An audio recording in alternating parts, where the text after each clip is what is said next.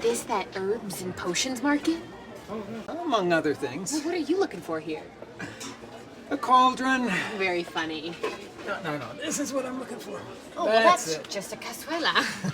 You're right. She's right. This is just a cazuela. It's like the casserole dish of Mexico. Yeah, earthenware, low-fired. It's glazed on the inside and not on the outside. You could see that this no glaze outside allows for some expansion so that you don't have any cracked glazes or anything like that. But I guess I'd probably be remiss if I didn't tell you that most of the market pottery in Mexico has a lead glaze on it. But keep in mind that there's two things that leach lead out. One is acidic ingredients, think about lime, lemon, vinegar. The other is long cooking times. So if you stick to short cooking times of non-acidic ingredients, well, you should be fine. Don't you just love that rustic, one-of-a-kind feel? Well, I'm certainly a sucker for it. So if you go to Mexico and you see something that you just can't live without, well, buy it, take it home, use it as a serving dish or perhaps as a decorative piece in your house. But the truth of the matter is, cazuelas have defined a whole class of cooking in Mexico. A whole class of tacos. She's right.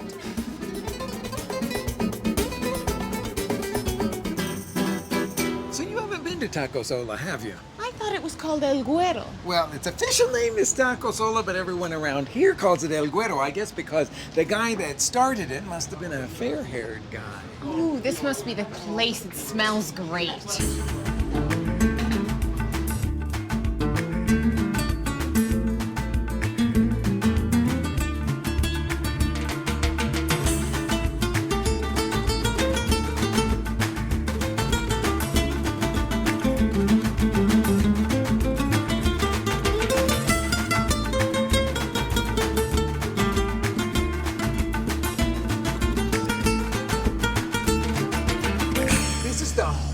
Most delicious food. It's like food that your grandmother would have made if your grandmother was Mexican, and everything is set out in these beautiful earthenware cazuelas. There's some nopal cactus paddles up here with chili, some stewed Swiss chard with tomato and onion. There's a little bit of blood sausage tucked in there. Ooh, and that one's my favorite. That's some sliced poblanos with scrambled eggs. There's some sardines, green chorizo, picadillo with potatoes. It just goes on and on, like a dozen more selections for you.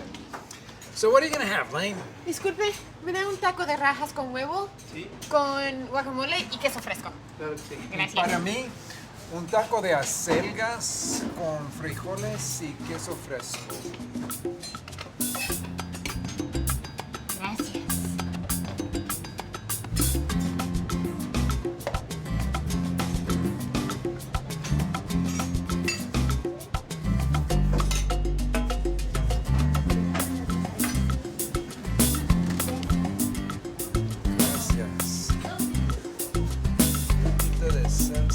¿Quieres salsa? Sí, ¿qué lo pone? Oh, yeah. Oh, el bit. Okay, I'm ready to give it a try. Those are big tacos. Don't you wish we lived here? Yeah.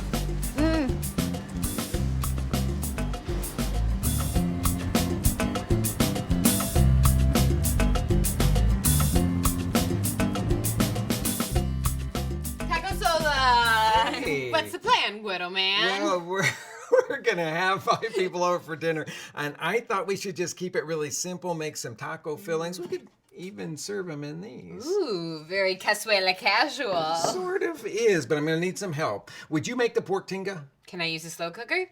I don't see why not. In fact, if you'll get me the pork from the refrigerator, I'll brown it while you get all the rest of the ingredients together.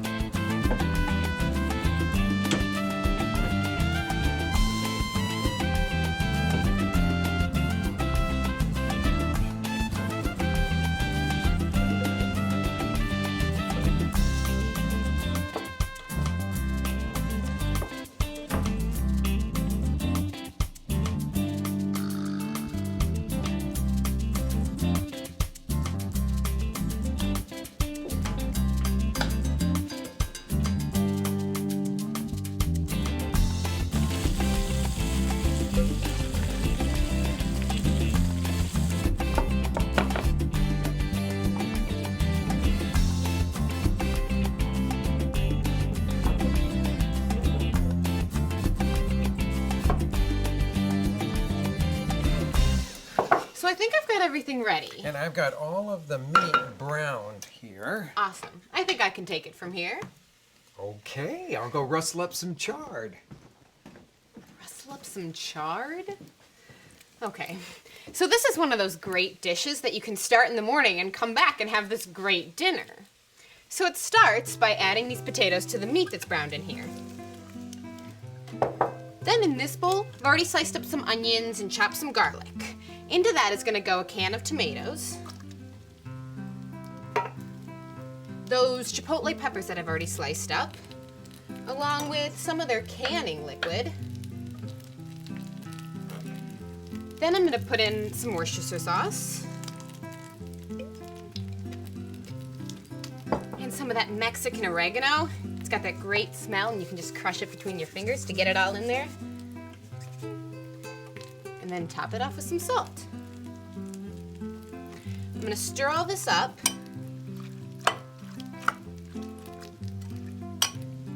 And this is going to all go in here with the meat and potatoes.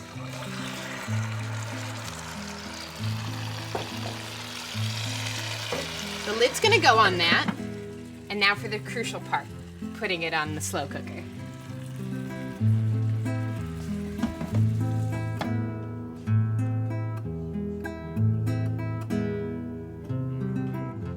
So that's the whole morning part. You just set the slow cooker for 6 hours and you're done. I'm gonna go to school.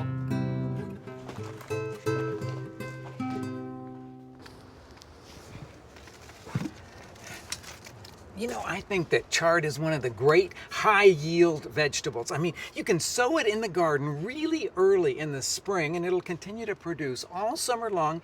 It'll even take a couple of frosts. All you have to do is pick the leaves off the outside of the plant, and it'll shoot up new ones, and you can just keep having chard dishes all summer long. Now, you can put it into the garden, just like I've got this little bed of chard going here, but it also works really well as a decorative kind of thing in a pot. This one is planted with some beautiful decorative kale around the outside of it, and it comes in all of these different kinds of colors. There's the orange and the yellow, the pink, the red. A beautiful plant and a really delicious plant as well. Now, if you're one of those gardeners that likes the low maintenance gardens, you could plant it in one of these self-watering containers. You just keep filling this reservoir and it'll soak up the water from underneath. It likes to have a fair amount of water. It likes to be in full sun, but it works really beautifully in containers. You don't even need a very deep one because it doesn't have very deep roots. You just put some regular old potting soil into a container. Sow your seeds over the top of it. Pat about 1/2 inch of the potting soil over the top of it. If you really want it to grow well, mix a little compost in, and then every couple of weeks, give it a good douse of organic fertilizer. Well, I'm going to harvest a little bit more chard, then put it into the refrigerator, and a little closer to dinner, make this fabulous taco filling.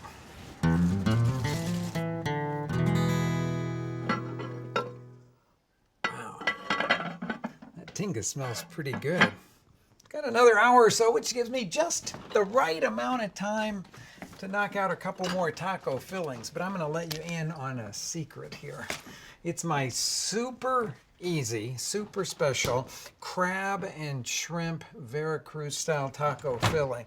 And what makes it so incredibly easy is the fact that I start with a jar of salsa. I'm going to just open it, pour it into a saucepan, open some chopped up olives. I'm going to take about 1/4 cup or so of those in there. This being Veracruz style. It's tomatoes, olives, and then of course little capers, a couple tablespoons of capers in there. They use a lot of parsley in Veracruz, so I'm going to take some fresh parsley, the flat leaf type, and roughly chop it, a couple of tablespoons or so of that to throw in there. Put it over a medium heat, swirl it around for 3 or 4 minutes until all the flavors come together and it reduces down in consistency just a little bit, and then cool it down. Then scrape the salsa, olive, caper, parsley mix that's been cooled down into a large bowl. And to that, we're going to add some small cooked shrimp. See what I mean about this being special but easy. How about a little crab meat? You could just add more shrimp if you wanted to. And stir all of that together. And to tell you the truth, it's just as easy as that. And I'm going to slide it into the refrigerator and let it chill until we're ready to serve.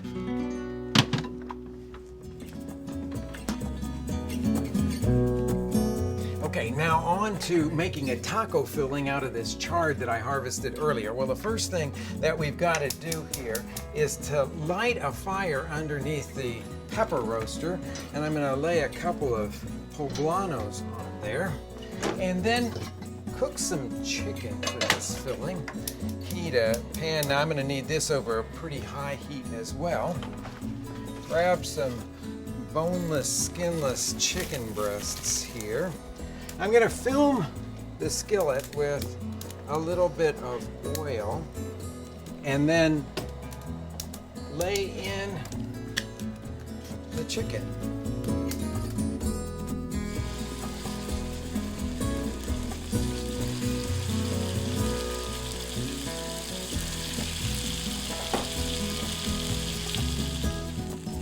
I'm going to cook the chicken, browning it on both sides until it's just about done. That'll take 8 to 10 minutes, and then take it out of the pan. Meanwhile, I'm going to slice up an onion, roughly chop that chard.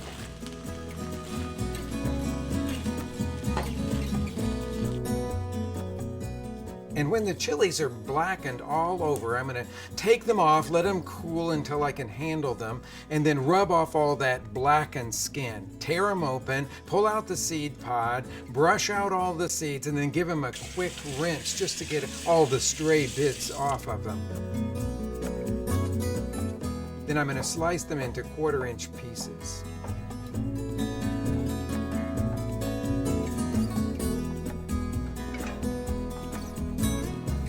I'm going to put the sliced onions into the pan where I browned the chicken.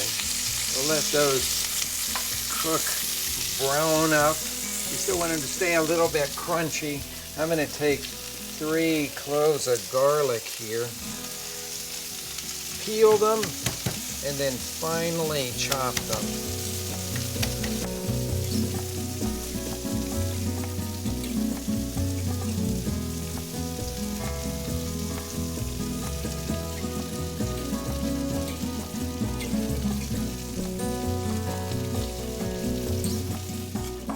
Okay, I've got that garlic all chopped up there.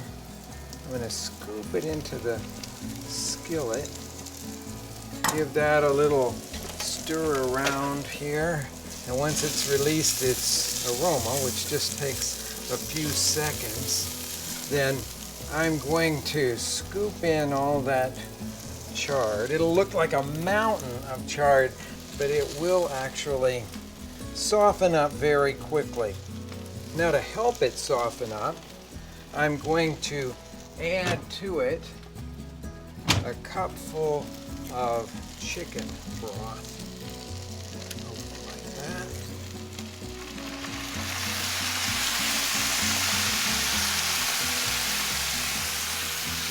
that. And to add a little bit of interest, thought I'd snip off a little bit of thyme here.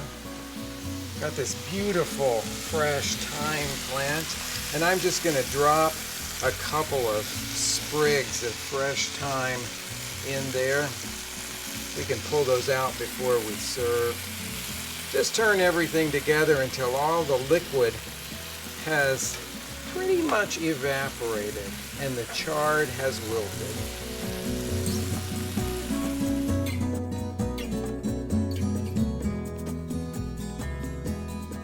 while that's simmering away, I'm going to cut the chicken into 1/2-inch cubes.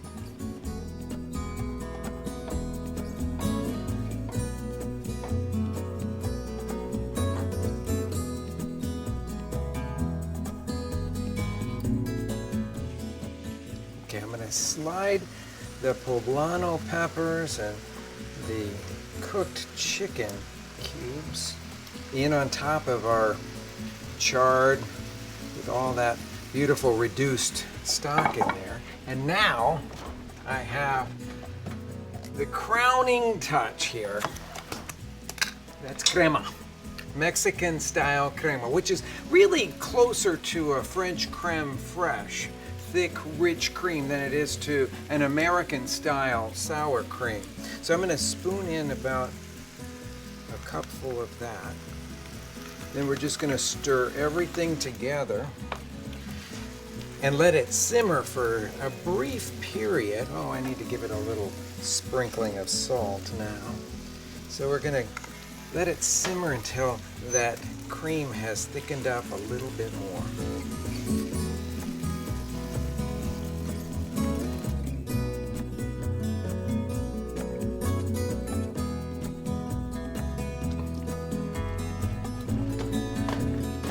Oh, hey, Lanie, how was school? I'm starving.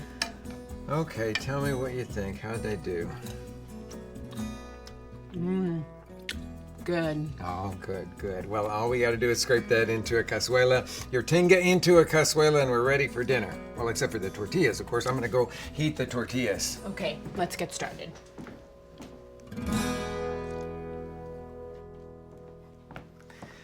Now, if you've ever heated up a corn tortilla and thought it tasted just like cardboard, well, join the club.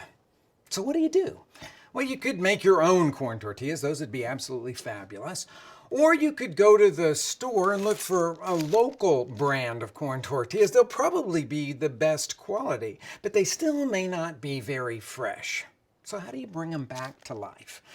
Well, I'm going to share with you my new favorite way to reheat cold corn tortillas. And the first thing that you do is to open the package up. These are wrapped in paper, and just make sure that all the tortillas are separated. Sometimes they'll have stuck together. And then tear off 2 pieces of paper towel. You can leave the 2 squares connected. And then dampen them. Give them a gentle squeeze to get most of the water out. And then lay them out on your countertop like that.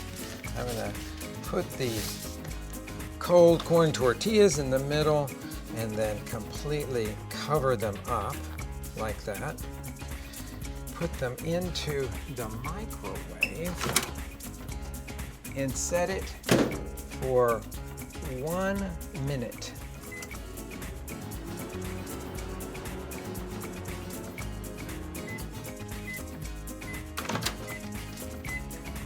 Okay, now you've got your steaming hot corn tortillas, and you got to keep them warm when you take them to the table. Well, in Mexico, they choose very tightly woven, tightly lidded baskets for that, like this one that's made out of jute or pine needles or some palm like that. In the United States, you'll typically find people using these plastic ones, or actually one of the most useful pieces of equipment you can have for keeping tortillas warm is the styrofoam ones, because they have a very tight fitting lid and they'll trap in all of the steam. If you're going to do a whole lot of corn tortillas, well, I just choose one of these small ice chests because they're very well insulated and they'll keep all of the heat and all of the steam in there. Okay, so I'm going to take my tortillas here, put them into a piece of cloth, a napkin there, put the top on this thing, and we've got beautiful hot corn tortillas, because without a great tortilla, you can't have a great taco.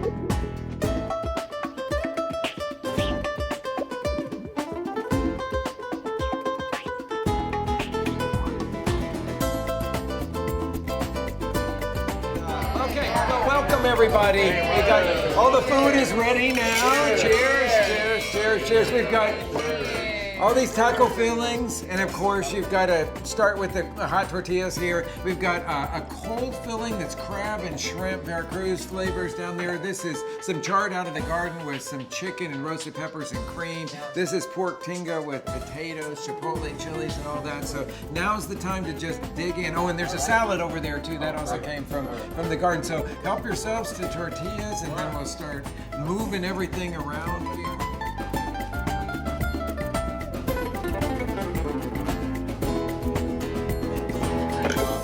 That's the slow cooker recipe. And it's literally soup. Actually, Lanie made it. Lanie made it all. Lanie made it all. I love that cheese on it. What kind of cheese is that? That's queso fresco. Bring it to a boil, let it cool down, and then add cooker. So I can just make that right at my home when I'm in the supermarket. Well, all you have to do is find a really good salsa. Okay. Okay.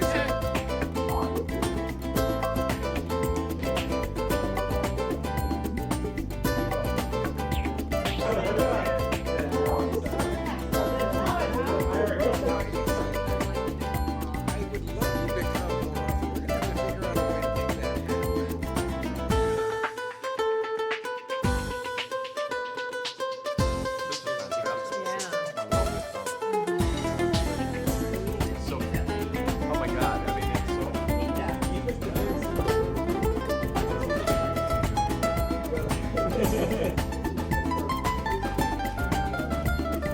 it never is sold sort of in the open market. You go to somebody's house and no, that one and Yeah, thank you. Thank you very much. Lady, you want another tortilla? Sure, I do. There you go. I like this. these all come